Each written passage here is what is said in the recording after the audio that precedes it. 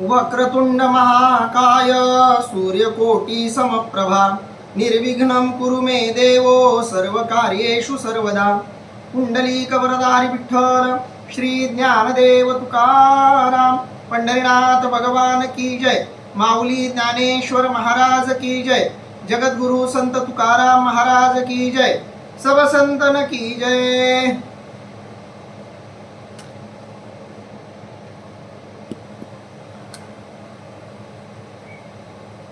माऊली महावैष्णव ज्ञानोबारायांच्या परमश्रेष्ठ अशा ज्ञानेश्वरी ग्रंथाचं चिंतन करत आपण 41 क्रमांकाच्या ओवीपर्यंत आलेलो आहोत।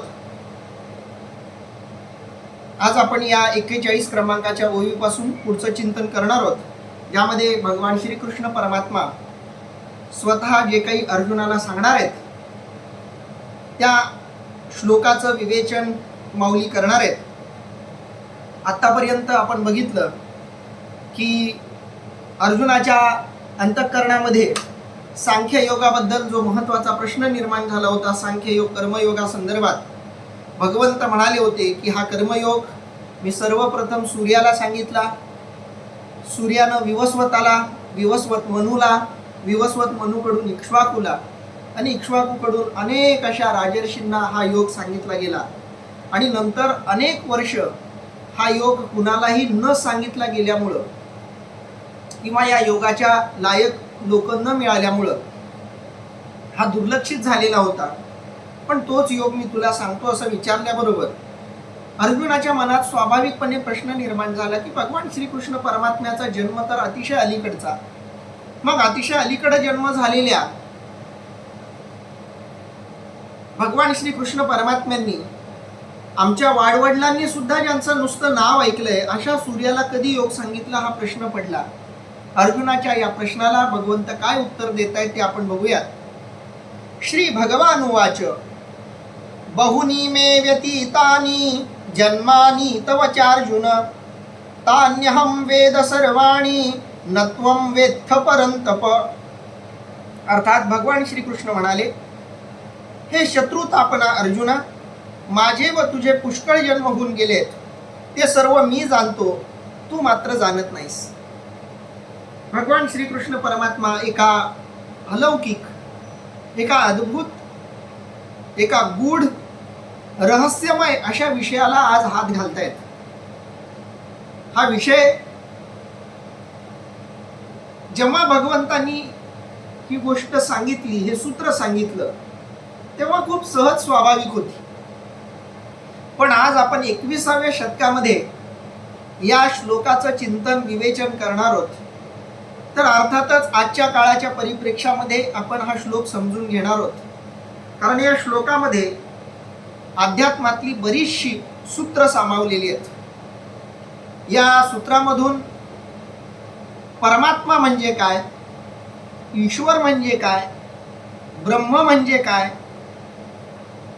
या सगळ्यांमध्ये फरक काय आहे, परमात्म्याचं काम काय, ईश्वराचं काम काय, ब्रह्मतत्वाचं काम काय आणि हे काम का केलं जातं, आणि सामान्य जीव म्हणजे कोण, भक्त साधक उपासक म्हणजे कोण, ईश्वराला उपलब्ध झालेला महात्मा म्हणजे कोण आणि ब्रह्मरूप झालेला महात्मा म्हणजे कोण, अशा बऱ्याच प्रश्नांची उत्तरं आपल्याला आज या भगवंताच्या सांगण्यातून मिळणार आहेत। भगवंत जे काही सांगतायत हे सांगणं अर्जुनाच्या अज्ञानामुळं भगवंताला गरजेचं वाटलेलं आहे। अर्जुन ही एक अशी मनोवृत्ती आहे की ज्या मनोवृत्तीला असं वाटतंय की मला जे माहिती आहे तेच सत्य आहे, मला जे दिसतंय, मला जे कळतंय, मला जे अनुभवाला येतंय तेच सत्य आहे, असं मांडणारी एक मोठी वृत्ती आपल्याला समाजामध्ये दिसते। पण मला जे सत्य दिसतंय तेच सत्य आहे का, मला न दिसणारही काही एक वास्तव या जगामध्ये असू शकतं, अशी सुद्धा भावना असणं गरजेचं आहे। आस्तिक आणि नास्तिकामध्ये मूलभूत स्वरूपाचा फरक हा आहे की नास्तिक जे त्याला दिसतं, जे त्याला अनुभवाला येतं, त्याच गोष्टीचं अस्तित्व मानतो. ज्या गोष्टी त्याला दिसत नाहीत, जाणवत नाहीत, त्या गोष्टींचं अस्तित्व तो नाकारतो. भलेही ती गोष्ट इतरांना जाणवो, इतरांना दिसो, इतरांना अनुभवाला येऊ, मला जोपर्यंत ती गोष्ट जाणवत नाही तोपर्यंत मी तिला मानणार नाही, ही नास्तिक वृत्ती आहे साधारणपणे. आस्तिक वृत्ती काय आहे? मला जे दिसत नाही, मला जे जाणवत नाही, ते काही अधिकारी लोकांना दिसलंय, जाणवलंय, याचा अर्थ ते असलं पाहिजे असं मानण्याच्या वृत्तीला आपण आस्तिक म्हणतो. याच्या पलीकडे एक अवस्था असते जिथं ईश्वराचा सहवास लाभलेला असतो, ईश्वराचं दर्शन घडलेलं असतं, ईश्वराचा अनुभव आलेला असतो. त्या वर्गाला ईश्वराच्या अस्तित्वाच्या चर्चेत कोणताही रस नसतो. ईश्वराच्या अस्तित्वाच्या चर्चेमध्ये दोनच लोकांना रस असतो. एक, ज्यांना ईश्वर नाही यावर विश्वास आहे त्यांना, आणि ज्यांना विश्वास आहे पण नसण्याचीही शक्यता वाटते त्यांना. म्हणजे नास्तिकाच्या मनात आस्तिक दडलेला असतो आणि आस्तिकाच्या मनात नास्तिक दडलेला असतो. जो परम नास्तिक आहे त्यालाही ईश्वराच्या अस्तित्वाच्या चर्चेत रस नसतो, आणि जो परम आस्तिक आहे त्यालाही ईश्वराच्या अस्तित्वात रस नसतो. जो सूर्य दररोज पाहतो त्याला सूर्याची चर्चा करावीशी वाटत नाही, कारण त्याच्यासाठी रोज तो अनुभवाचा विषय आहे. काय चर्चा करायची त्यावर? अर्जुनाला वाटतंय मला जेवढं माहिती आहे तेवढंच ज्ञान आहे, मला जेवढं जाणवतंय, दिसतंय तेवढंच जग आहे. पण हे जग आपल्या दिसण्याच्या बरंच पलीकडेही आहे. एक काळ असा होता की विज्ञान असं ठामपणे म्हणायचं की या सबंध जगाची काही एक रचना ठरलेली आहे आणि ती रचना विज्ञान पूर्णपणे जाणून घेईल. एक ना एक दिवस विज्ञान सृष्टीची पूर्ण रचना एके ना एके दिवशी जाणून घेईल. आजच्या काळातलं विज्ञान असं म्हणतं की या सृष्टीची, विश्वाची रचना इतकी प्रचंड आहे, हे ब्रह्मांड इतकं व्यापक, इतकं विशाल, इतकं गुंतागुंतीचं आहे की त्याला विज्ञान कधीही पूर्णपणे जाणून घेऊ शकणार नाही. जी भाषा आज विज्ञान सृष्टीबद्दल करतं, जे ज्ञान देतं, जी विधानं करतं, तीच विधानं जुन्या काळापासून अध्यात्मवाद्यांनी या सृष्टीबद्दल केलेली आहेत. म्हणजे जुनी आध्यात्मिक विधानं आणि नवी वैज्ञानिक विधानं या सृष्टीच्या संदर्भातली आता कुठं समान पातळीवर आलेली आहेत. अध्यात्मवादी आधीपासून सांगतात की या सृष्टीची रचना सांगता येणार नाही, हे सृष्टी किती व्यापक सांगता येणार नाही. अध्यात्मवाद्यांचं म्हणणं आता आहे की खरंच या सृष्टीचा अंत लागणार नाही. का असं वाटलं?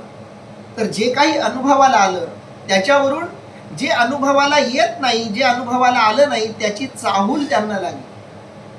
म्हणून विज्ञानही मला परिपूर्ण कळलंय अशी भाषा कधी वापरत नाही. आणि खरं आहे, एखादा म्हणत असेल की मला जे माहिती आहे तेच परिपूर्ण ज्ञान आहे, याच्यापेक्षा वेगळं काही ज्ञान नाहीच, त्याला स्वतःच तरी किती ज्ञान झाले हा प्रश्न विचारण्यासारखा. अध्यात्मातला सगळ्यात गूढ संकेत असा आहे की तुम्ही आम्ही जे जन्माला आलोत ते केवळ इह लोकापुरतं मर्यादित नाही. तुमचं आमचं जगणं, तुमचं आमचं अस्तित्व, तुमचा आमचा स्वभाव हा या काळाचा जो आवाक आहे तेवढ्या पुरता मर्यादित नाही. आपलं सगळ्यांचं अस्तित्व या काळाच्या पलीकडे आहे. हीच पुनर्जन्माची संकल्पना आहे. अध्यात्मामध्ये, हिंदू धर्मामध्ये, अनेक धर्मांमध्ये पुनर्जन्माची संकल्पना स्वीकारली गेलेली आहे. अगदी देव न मानणारी जी दर्शन आहेत त्यांनी सुद्धा पुनर्जन्माची संकल्पना स्वीकारलेली दिसते. भगवान गौतम बुद्धांनी सुद्धा पुनर्जन्माच्या कथा सांगितलेल्या आहेत. जातक कथा म्हणून त्या कथा प्रसिद्ध आहेत, लोकप्रिय आहेत. भलेही ईश्वराचं अस्तित्व जरी नाकारलं असलं बुद्धांनी, तरी पुनर्जन्माची संकल्पना त्यांनी सुद्धा मांडलेली आपल्याला दिसते. हिंदू धर्मामध्ये तर ही संकल्पना मूळ धरून आलेली आहे. तुमचा आमचा जन्म काही आत्ताचा नाहीये. आपण सगळे आधी वेगवेगळ्या जन्मात वेगवेगळ्या पद्धतीनं जन्मलोच आणि मग आपला हा जन्म आपल्याला मिळालाय. काही जण ते नाकारतात. त्यांना एवढंच म्हणता येईल आपल्याला की आपण कधी जन्माला आलो तो दिवस तरी आपल्याला आठवतो का? सगळ्यांनी आठवण करून बघा. तुम्ही ज्या दिवशी जन्मलात त्या दिवसाचं तुम्हाला काय आठवतंय? कल्पना करायची नाहीये, वास्तव काय आठवतंय ते बघायचं. आई वडील आठवतात का? त्या दिवशी त्यांनी कोणत्या रंगाचा ड्रेस शर्ट घातला होता, नेमकं कोणत्या ठिकाणी तुम्ही जन्मले होते, काही तुम्हाला आठवणार नाही. जे काही आठवेल ते कुणीतरी सांगितलंय, त्या आधारावर तुम्ही तयार केलेली कल्पना असेल. मग माझाच जन्म कधी झाला हे मला माहिती नाही. मी 1 महिन्याचा होतो तेव्हा काय काय केलं, दुसऱ्या महिन्यात काय काय केलं, तिसऱ्या महिन्यात काय केलं, 5 वर्षापर्यंत काय केलं, किती असं आपल्याला आठवतंय? नाही आठवत. अगदी काल दिवसभरात आपण काय केलं हेही आपल्याला नीटसं आठवणार नाही. वर्षभरापूर्वी काय केलं तेही नीटसं आठवणार नाही. जसं जसं तुम्ही भूतकाळात जाल तुमच्या, तितका तितका तो भूतकाळ तुमच्यासाठी गूढ, अनाकलनीय, न कळणारा असा वाटत जायला लागेल. मग पुनर्जन्माची तर गोष्टच सोडा. याच जन्मातलं जर आपल्याला नीटसं आठवत नसेल तर मागच्या जन्मातलं कसं काय आठवत? अर्जुनाची तीच कल्पना आहे. अर्जुनाला वाटते हा जन्मच अंतिम जन्म आहे. आता मला जे दिसतंय जाणवतंय तेच अंतिम आहे, ही अर्जुनाची भावना आहे. पण हेच सत्य नाहीये. भारतीय विचारांमध्ये पुनर्जन्माच्या अनेक अद्भुत कथा तुम्ही ऐकल्या असतील. मी एक अद्भुत कथा ऐकली गांधीजींच्या काळातली, महात्मा गांधीजींच्या काळातली. शांती देवी या नावाने ती कथा लोकप्रिय आहे, घडलेली गोष्ट आहे. तुम्ही युट्यूबवर जाऊन शांती देवी असा शब्द टाकला किंवा गांधीजींच्या समकालीन पुनर्जन्माची कथा टाकला शब्द, तर तुम्हाला एक शांती देवीची गोष्ट ऐकायला मिळेल. या शांती देवींनी महात्मा गांधीजींच्या आंदोलनामध्ये सहभाग घेतला होता अशी गोष्ट सांगितली जाते. आणि प्रसूती वेदनेमध्ये त्यांचा अंत झाला, मृत्यू झाला. 2-3 मुलांनंतर काहीतरी त्यांना मरण आलं. त्या मूळच्या मथुरेच्या होत्या, म्हणजे जिथं त्यांचा आधीचा जन्म होता त्या. आणि नंतर त्या दुसऱ्या ठिकाणी जन्माला आल्या आणि त्यांना पुनर्जन्मातलं सगळं आठवायला लागलं.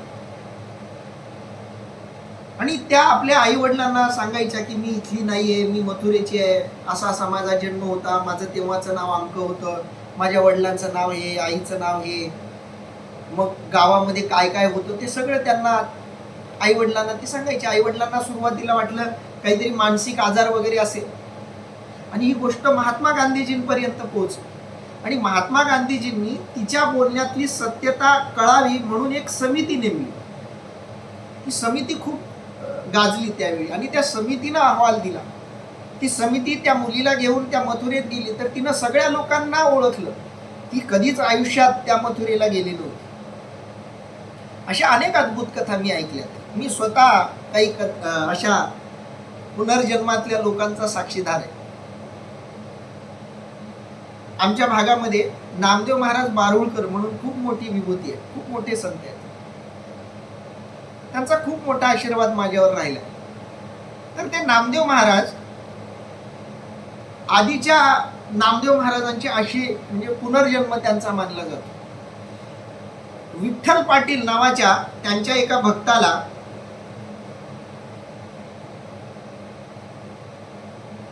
त्यांनी आयुष्याच्या शेवटच्या क्षणाला विठ्ठल पाटील तेव्हा तरुण होते, महाराजांचं वय बरेच झालेलं होतं.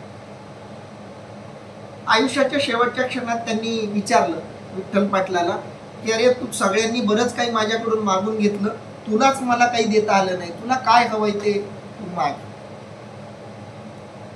विठ्ठल पाटील म्हणाले काही नाही, माझ्या शेवटच्या श्वासापर्यंत तुमची सेवा घडावी एवढीच माझी इच्छा आहे. महाराजांनी त्याच्या कानाखालीच विठ्ठल पाटलांच्या मारली. राग आला महाराजांना. महाराजांनी सांगितलं वेड्या मूर्खा, अरे मी आता शरीर सोडायची भाषा करतोय आणि तू म्हणतोयस तुझ्या मरणापर्यंत तुला माझी सेवा घडावी. खूप अवघड मागणं मागितलेस. विठ्ठल पाटलांची भक्ती तशीच होती, मला द्यायचं तर हेच द्या, दुसरं मला काही नको. विठ्ठल पाटलांना देवानं सांगितलं तुझा चांगला तुला वनवास होईल या गोष्टीचा, म्हणजे मी काही भोगायला तयार आहे. मग त्यांनी कालावधी सांगितलाय, 12 वर्षानंतर मी तुला पुन्हा भेटेल, याच नावानं तुला हाक मारी, माझं हेच रूप तुला दाखवील, तेव्हा माझ्या हाताला एक बोट जास्त असेल, अशा काही खुणा त्यांनी सांगितल्या विठ्ठल पाटलांना. पण तुला 12 वर्ष मला शोधावं लागेल, वेड्यासारखं शोधावं लागेल. आणि मग महाराजांनी देह ठेवला. तो देह सुद्धा दुसऱ्याचा आजार त्यांनी शरीरावर घेतला होता म्हणून तो झाला होता वगैरे गोष्ट आहे.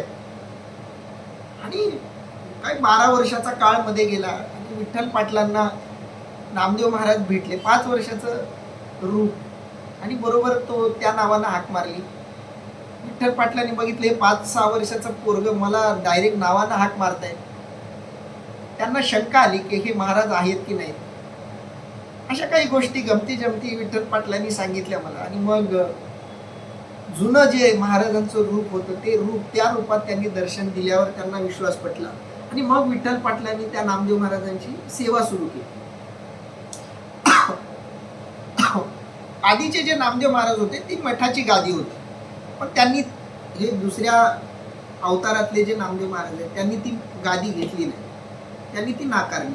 ती जी परंपरेनं ज्यांच्याकडे जाईल त्यांच्याकडे ती चालू राहू. त्यांनी बारूळला एक वेगळा मठ उभा केला. त्या मठात मी दरवर्षी कीर्तनाला जायचो. महाराजांच्या आणि माझ्या वयात खूप काही असं अंतर नव्हतं, त्यांचं प्रेम खूप माझ्यावर, वयानं ते माझ्यापेक्षा ज्येष्ठ. त्या विठ्ठल पाटलांच्या मी खूप सहवासात राहिलो. मला त्या विठ्ठल पाटलांच्या त्या सगळ्या कहाणीवर महाराजांचं चरित्र पण लिहायची छापायची इच्छा होती, पण वेगवेगळ्या कारणांमुळे ते राहून गेलं. त्या विठ्ठल पाटलांना मी खूप जवळून बघितले. त्यांची ती कहाणी, नामदेव महाराजांचा शिष्य परिवार, अनेक त्यांच्याबद्दल आलेल्या अनुभूती अनेकांच्या मी माझ्या डोळ्यांनी बघितल्यात, ऐकल्या. अशा अनेक पुनर्जन्माच्या कथा तुमच्या आजूबाजूला तुम्ही ऐकल्या असाल. आपला जो जन्म आहे तो या काळापुरता मर्यादित नाहीये. बाकीच्यांना कळत नाही, काहींना फक्त ते कळतं, एवढाच काय तो फरक. आता माऊलींना सुद्धा याच श्लोकाचं विवेचन करताना माऊलींनी याच गोष्टी सांगितल्यात. भगवंताचं म्हणणं तेच आहे. भगवंत म्हणतात अर्जुना, अरे मी आधी पुष्कळ जन्म घेतलेले आहेत, तुझेही पुष्कळ जन्म झालेले आहेत, पण मी ते सगळे जन्म जाणतो, तू मात्र ते जन्म जाणत नाहीस. माऊली काय वर्णन करतायत या श्लोकाचं बघूया. तव श्रीकृष्ण म्हणे पंडुसुता, तो विवस्व तू जय होता, तै आम्ही नसो ऐसी चित्ता भ्रांती जरी तुझ. अर्थात तेव्हा श्रीकृष्ण म्हणाले, हे अर्जुना, ज्यावेळी तो सूर्य होता त्यावेळी आम्ही नव्हतो असे तू भ्रांतीने जरी समजत असलास. अर्जुनाची ही भ्रांती आहे की जेव्हा सूर्य होता तेव्हा भगवान श्रीकृष्ण परमात्मा नसणार. तव श्रीकृष्ण म्हणे पंडुसुता, हे पंडुसुता, हे अर्जुना, जेव्हा विवस्व तू होता म्हणजे जेव्हा सूर्य होता तेव्हा आम्ही नव्हतो असं जे तुला वाटतंय ती तुझी भ्रांती आहे. तरी तू का हे नेणसी पै जन्मे आम्हा तुम्हासी, बहुते गेली परी न स्मरसी आपुली तू. अर्थात तरी हे तू जाणत नाहीस की तुम्हा आम्हाला बरेच जन्म घ्यावे लागलेत, परंतु तुला तुझ्या जन्माचे स्मरण नाही. अर्जुनाचेही जन्म झाले, भगवंताचेही जन्म झाले, पण भगवंताला ते जन्म माहिती आहेत, अर्जुनाला ते माहिती नाही. अलीकडचं संमोहन शास्त्र, मानसशास्त्राचा एक भाग असलेलं संमोहन शास्त्र, ते अलीकडच्या काळात बरंच विकसित झाले. त्या संमोहन शास्त्राच्या आधारानं तुम्ही तुमच्या भूतकाळातल्या सगळ्या घटना जशाच्या तस्या बघू शकता, पाहू शकता, अनुभवू शकता. वैज्ञानिक आधार आहे याला, काल्पनिक नाहीये हे. कारण आपल्या जीवनात जेवढ्या काही घटना घडलेल्या आहेत त्या सगळ्या घटना आपल्या मनामध्ये एका नेणिवेच्या पातळीवर अस्तित्वात असतात. आपला सगळा भूतकाळ आपल्या मेंदूमध्ये जमा आहे. जसं मेमरीमध्ये फाईल जमा असते, ती डिलीट झाल्यासारखी वाटते पण डिलीट होत नाही, अगदी त्या पद्धतीनं आपला मेंदू सुद्धा अनेक अनुभवांना साठवतो. जे नवे अनुभव आहेत ते वर असतात, जुने अनुभव हे मन विसरून जात असतं. पण संमोहनाचा आधार घेतला तर तुम्ही हळूहळू तुमचा भूतकाळ जाणू शकता, जाणून घेऊ शकता. अगदी जाणत जाणत तुम्ही तुमचं सबंध जीवन पुन्हा एकदा नव्यानं बघू शकता. एका चांगल्या अधिकारी संमोहन शास्त्रज्ञाकडं, एखाद्या अधिकारी पुरुषाकडे, एखाद्या अधिकारी महात्म्याकडे तुम्हाला जावं लागेल. तिथून तुम्हाला तुमचा भूतकाळ नीटपणे जाणून घेता येईल. अगदी तुम्ही जन्मापर्यंतचा सगळा भूतकाळ जाणून घेऊ शकता. एकदा तुम्हाला तुमचा म्हणजे जन्मापर्यंतचा काळ आठवला सगळा की पुन्हा जन्माच्या आधी तुम्ही पुन्हा त्यात गेलात की तुम्हाला पुनर्जन्माच्या गोष्टी बघता, अनुभवता येऊ शकतात, असं अलीकडच्या बऱ्याच अभ्यासकांचं म्हणणं आहे. या सगळ्या गोष्टी जरी बाजूला ठेवल्या तरी आपल्या जीवनात अशा अगणित घटना घडतात ज्या घटनांचा या जन्माशी संबंधच लावता येत नाही. मी अशा गोष्टी खूपदा अनुभवतो. खरं तर असे अनुभव सांगायचे नसतात, कारण ते ऐकणाऱ्याला पटतीलच असं नाही आणि पटून त्याचा काही फायदा होत नाही. विनाकारण समोरच्याच्या मनात आपल्याबद्दल वेगळ्याच काही अलौकिक भावना तयार व्हायला लागतात आणि मग ते साधनेत अडथळा ठरतो.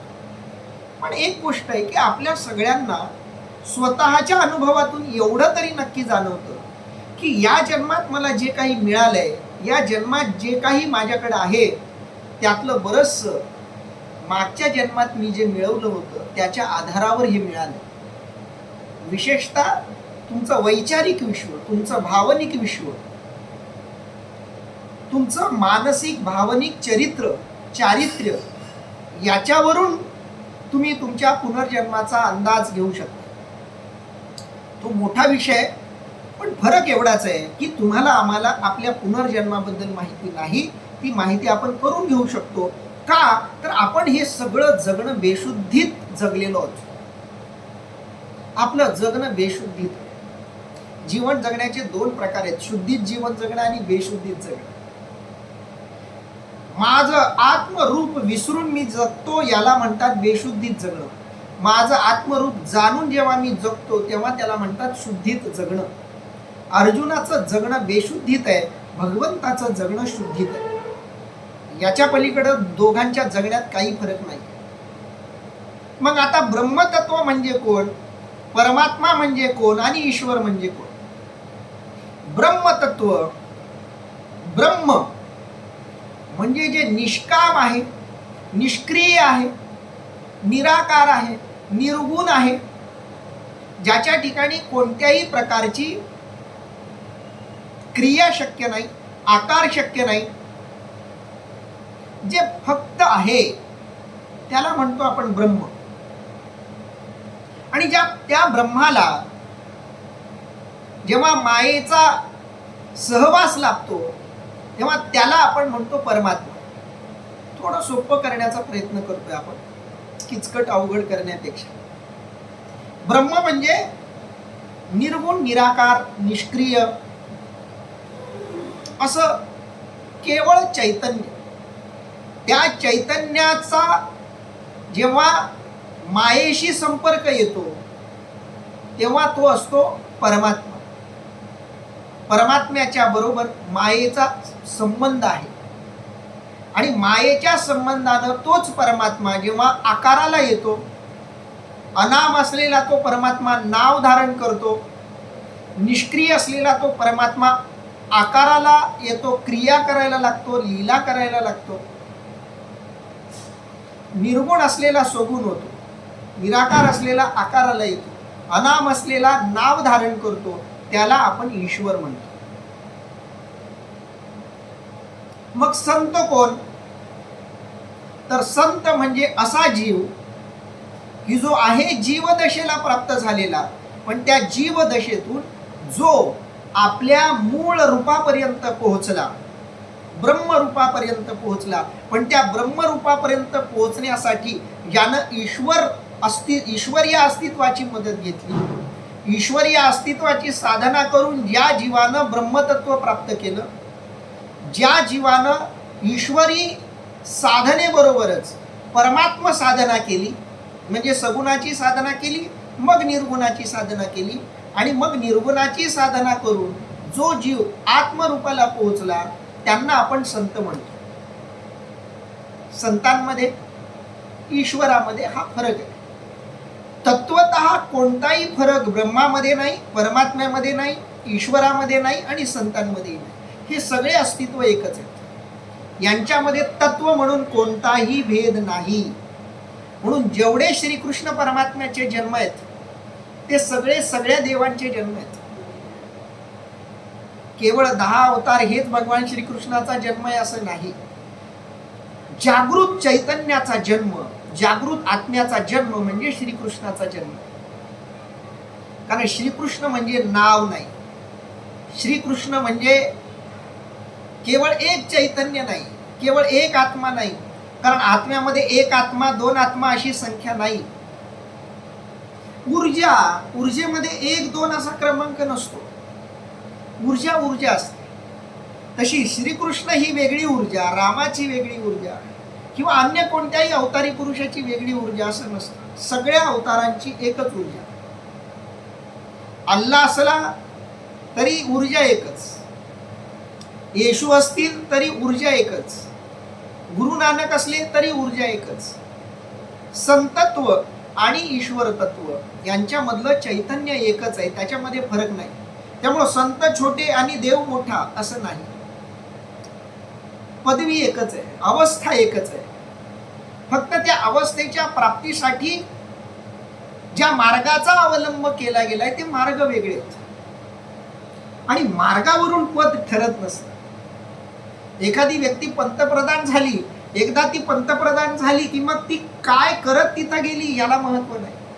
ती पंतप्रधानच आहे जेवढा वेळ त्या पदावर आहे, त्या पदावर असेपर्यंत. तसं एकदा हा जीव ब्रह्मतत्वाला उपलब्ध झाला की तो एकच होऊन जातो. म्हणून साधना करताना अनेकांच्या मनात ही शंका येते. बरेच जण मलाही विचारतात, मी स्वामी समर्थांची पण भक्ती करतो, साईबाबांची पण करतो, किंवा बाळूमामांची पण करतो, पुन्हा दत्तात्रेयांची पण करतो, स्वामी प्रभुपादांची पण करतो, पुन्हा दत्तात्रेयांची पण करतो, गुरु नानकांची पण करतो. म्हणजे अशी अनेकांची, प्रत्येकाच्या ठिकाणी श्रद्धा असते. पण ही श्रद्धा घातक कधी ठरू शकते?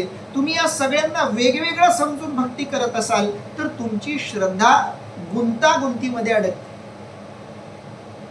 श्रद्धेच्या गुंतागुंतीमध्ये अडकते. सगळ्यांना मानायचं पण एकच समजून मानायचं.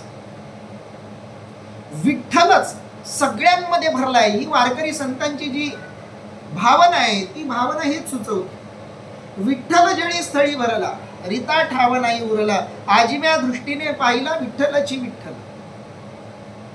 अवताराच्या राशी तो हा उभा विठेवरी. आमच्या तुकोबरांनी विठ्ठलाला शिवाच्या रूपात पाहिलं, गणपतीच्या रूपात पाहिलं, सगळ्या देवांच्या रूपात विठ्ठलाला वारकरी संतांनी पाहिलं. तुम्ही कोणत्याही एका देवाला माना, तोच सगळा काही आहे. गणपतीला माना, तोच सगळं काही आहे.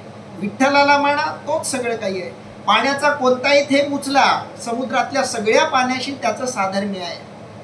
कोणतंही एक सगुण रूप आराधनेसाठी निवडा, निर्गुणाचंच ते प्रतिनिधित्व आहे. भक्ती कुणाचीही करा, सगळे एकच आहेत या भावनेनं करा. मग तुम्ही सगळ्यांची जरी भक्ती करताना दिसलात तरी तुमचं एकत्व बाधित होत नाही, तुमची श्रद्धा बाधित होत नाही, खंडित होत नाही. या भावनेनं भक्ती केली तर भगवान श्रीकृष्ण परमात्मा हा वेगळा अवतार आहे असं नाही. आपण जेव्हा म्हणतो की दशावतार हे एकाचेच अवतार म्हणजे एकाच आत्म्याने घेतलेले वेगवेगळे अवतार असं नाही. जागृत आत्म्याचा अवतार एकच असतो. जागृत आत्मा एकच असतो, त्याच्यामध्ये भेद नसतो. मग तो जागृत आत्मा जगातल्या कोणत्याही कोपऱ्यात अवतार धारण करो, तो अवतार एकाच आत्म्याचा असणार. कारण त्या आत्म्याला माहिती आहे की या अर्थानं भगवंत म्हणतायत की माझे अनेक जन्म झालेले आहेत आणि ते सगळे जन्म मला माहिती आहेत. कारण जागृतीत घेतलेला तो अवतार आहे, जागृतीत सगळ्या क्रिया त्या अवतारामध्ये केलेल्या आहेत. म्हणून तुला हे माहिती नाही अर्जुना, पण मला माहिती आहे. पै जन्मेत आम्हा तुम्हासी बहुते गेले परी न स्मरती, तुला आठवत नाही. मी जेने जेने अवसरे जे जे होऊन अवतरे ते समस्तही स्मरे धनुर्धरा. अर्थात अर्जुना, मी ज्या ज्या वेळी जे जे अवतार धारण करीतो त्या सर्वांचे मला स्मरण असते. जागृत होऊन तुम्ही जगायला लागलात की तुम्हाला सगळं आठवायला लागतं. सकाळी उठल्यापासून प्रत्येक गोष्ट जागृतपणे करून बघा. आपण सगळं बेशुद्धीत करतो. उठतो बेशुद्धीत, जेवतो बेशुद्धीत, आंघोळ करतो बेशुद्धीत, भांडतो बेशुद्धीत, सगळं बेशुद्धीत करतो. आणि जेव्हा सगळं बेशुद्धीत होतं तेव्हा आठवत काहीच नाही, आणि जेव्हा सगळं शुद्धीत होतं तेव्हा सगळं आठवत जातं. जे चैतन्य जागृत आहे त्या चैतन्याला सगळ्या गोष्टी आठवतात. म्हणून मी जेणे जेणे अवसरे, मी ज्या ज्या वेळेला जे जे होऊन अवतरे, जे जे बनून मी अवतार धारण केले ते समस्तही स्मरे धनुर्धरा. देवा धनुर्धरा अर्जुना, मला ते सगळे अवतार माहिती आहेत माझे. मी एकही अवतार विसरलेलो नाही. मला ते सगळे लक्षात आहेत, फक्त तू ते सगळं विसरलायस. पुढे भगवंत म्हणतायत अजोपी सन्यव्ययात व्ययात्मा भूतानामीश्वरोपि नश्वरोपि सन्. परत एकदा घेऊया. अजोपि सन्यव्ययात्मा भूतानामीश्वरोपि सन् प्रकृतीं स्वामधिष्ठाय संभवाम्यात्म मायया. अर्थात मी अजन्मा व अविनाशी तसाच सर्व भूतांचा नियंता असूनही आपल्या त्रिगुणात्मक प्रकृतीचा स्वीकार करून या आपल्या अचिंत्य माया शक्तीने मी जन्म घेतो. अर्थात ईश्वर म्हणजे कोण? भगवान श्रीकृष्ण परमात्मा म्हणजे ईश्वराचा अवतार असं आपण म्हणतो. बरोबर, ईश्वरी अवतार असं आपण म्हणतो. परमात्म्याचा अवतार असंही आपण म्हणतो. परमात्म्याचा अवतार म्हणतो तेव्हा आपण वेगळ्या संदर्भानं म्हणत असतो. ईश्वरी अवतार म्हणतो तेव्हा वेगळ्या संदर्भानं म्हणत असतो. आणि श्रीकृष्ण परमात्मा हाच ईश्वर आहे असं म्हणतो तेव्हाही वेगळ्या अर्थानं म्हणतो. भगवान श्रीकृष्ण परमात्मा म्हणतो तेव्हाही वेगळ्या अर्थानं म्हणतो. यातलं कोणतंही वाक्य खोटं नाही. फक्त वेगवेगळ्या उपाधींच्या आधारे तुम्ही ते विश्लेषण करू शकता, करता. जसं ज्ञानेश्वर भोसले हे नाव आहे. आता या ज्ञानेश्वर भोसलेला ज्ञानेश्वर भोसले होण्याचे वेगवेगळे मार्ग आहेत.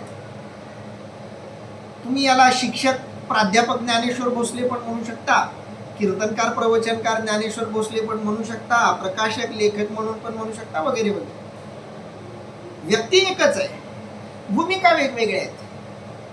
तसं श्रीकृष्ण परमात्मा असं म्हणतो तेव्हा तो परमात्मा आकाराला या अर्थानं आपण म्हणत असतो. ईश्वर रूप श्रीकृष्ण असं जेव्हा आपण म्हणतो तेव्हा ईश्वराचं एक क्रियाशील रूप म्हणून आपण तो उल्लेख करत असतो. आणि जेव्हा फक्त श्रीकृष्ण असा उल्लेख करतो तेव्हा वेगळ्या संदर्भानं आपण तो विचार करत असतो. एकाचीच वेगवेगळी रूप आहेत. माऊली काय वर्णन करतायत बघा. म्हणून हे आगवे मागील मज आठवे मे अजूही परिसंभवे प्रकृती योगे.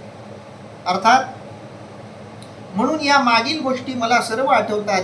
मी जन्मरहित असूनही मायेचा स्वीकार करून जन्म धारण करतो. म्हणून हे आगवे मागील मज आठवे. अर्जुना, मला मागचं सगळं का आठवतं? म्हणून आठवतं. का तर जे जे काही मागं होऊन गेलंय त्या सगळ्या गोष्टी मी शुद्धीत केलेल्या आहेत, जागृत अवस्थेत केलेल्या आहेत. म्हणून मला मागचं सगळं आठवतं. मी अजूही परिसंभवे, अजूही शब्दाचा अर्थ आहे जन्मरहित, परिसंभवे म्हणजे जन्म घेतो, प्रकृती योगे म्हणजे मायेच्या योगाने, मायेच्या संपर्कानं मी अजन्म असूनही जन्म धारण करतो, अजन्मा असूनही मी जन्माला येतो. जसं पाणी नदीमध्ये आहे, समुद्रामध्ये आहे, पण ते माठामध्ये घेतलं गेलं. माठामध्ये घेतलं म्हणून पाणी बाधित झालं असं नाही, पाणी निराकारच आहे. निराकार असलेलं पाणी माठात आलं म्हणून वाटतं आपल्याला की पाण्यानं माठाचा आकार धारण केलाय. मुळात पाण्याला आकार नाहीच, माठ मध्ये आला म्हणून तो आकाराला आला. तसा निर्गुण निराकार असलेला तो परमात्मा, त्या परमात्म्याला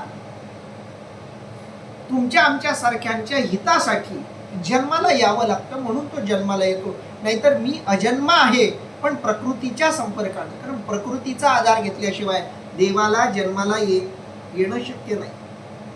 आकार घ्यायचा आहे तर आकाराचा साचा लागणार.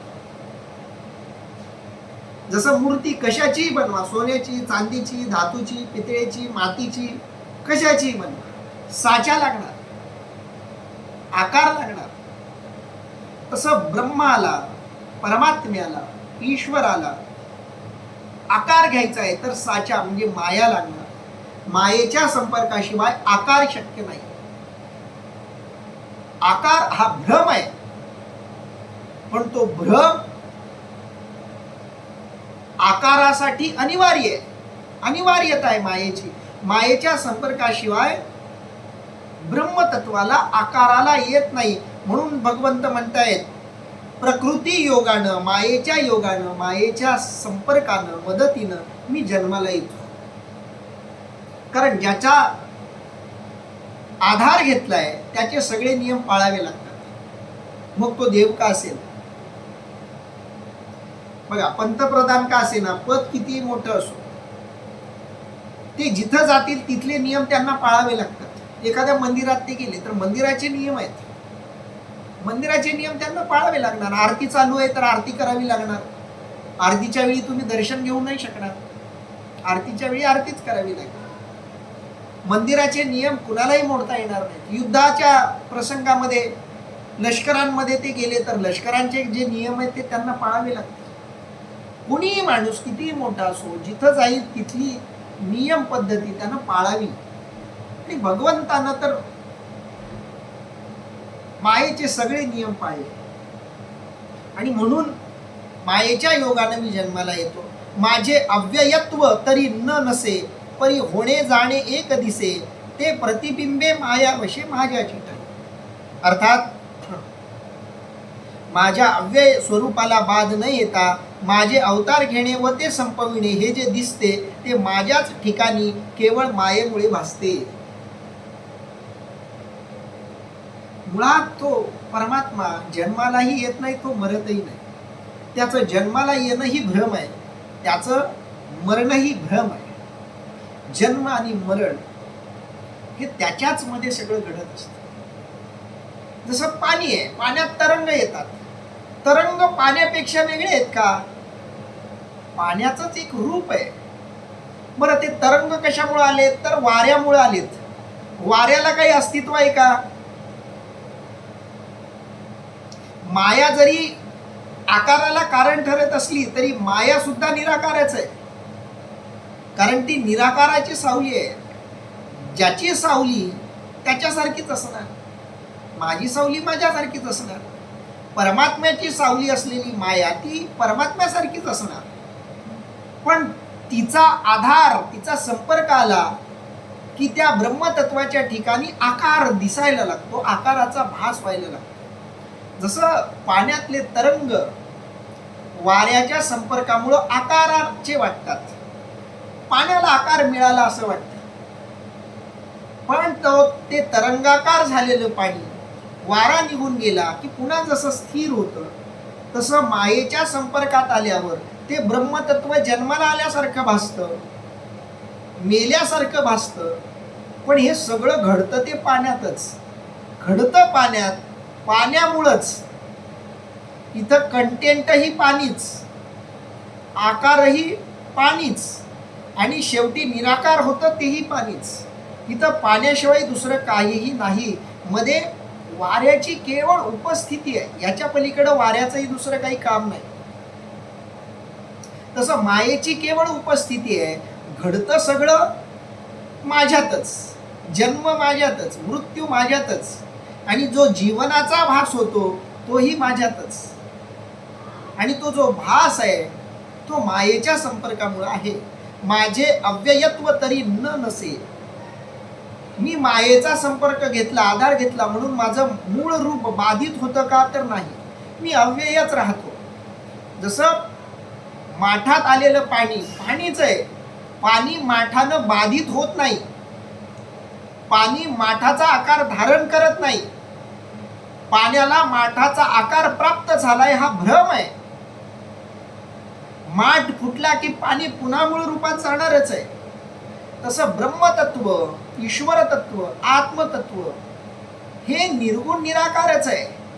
ते जन्माला आल्यासारखं भासतं, मेल्यासारखं भासतं, जगत असल्यासारखं भासतं. हे सगळं त्या ब्रह्मतत्वातच घडत असतं. पण त्या घडण्यामुळं त्या रूपाचं ब्रह्मतत्व बाधित होत नाही. माझे अव्ययत्व तरी न नसे, परी होणे जाणे एक दिसे. पण डोळ्याला तर होणं जाणं दिसतं. जन्म दिसतो, मरण दिसतंय, तारुण्य दिसतंय, म्हातारपण दिसतंय, बालपण दिसतंय, सगळं दिसतंय. सगळ्या विभूती, सगळे ईश्वरी अवतार, सगळे जे संत होऊन गेले ते सगळे असे दिसतात आपल्याला.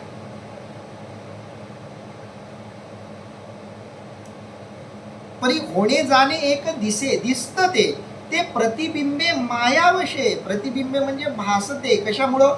मायावशे. माझ्यामुळं ते भासतं, म्हणजे मायेमुळं ते भासतं. माझ्याच ठिकाणी, माझ्याच ठिकाणी ते भासतं, असं भगवंत म्हणजे माऊली इथं म्हणतायत.